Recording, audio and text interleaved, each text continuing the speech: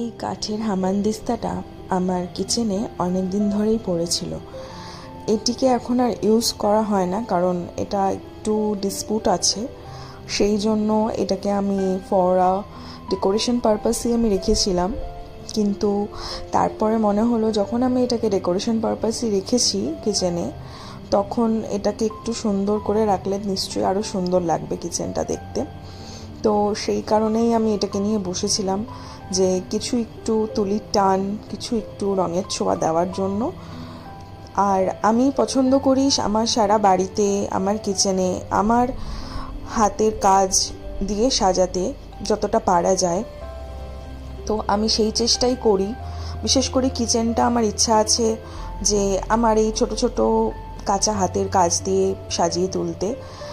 সব সময় হয়তো হয়ে ওঠে না, কিন্তু যেটুকু পেরেছি আমি করেছি, আর যেটুকু পারছি করছি, আমি শেয়ার করছি তোমাদের সাথে।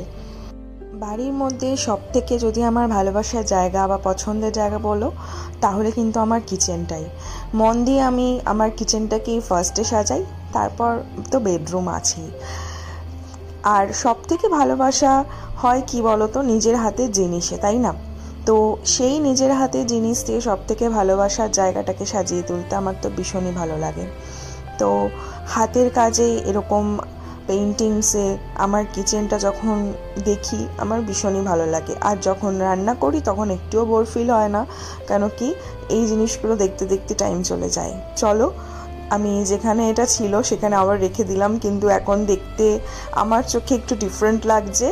কেন কি এটা আগে একদম সিম্পল ছিল, এখন আমি কতটা ডিজাইন করে দিয়েছি, একটু রোজ ডিজাইন করেছি। আর তোমাদেরকে কেমন লাগলো অবশ্যই জানিও কিন্তু আমার।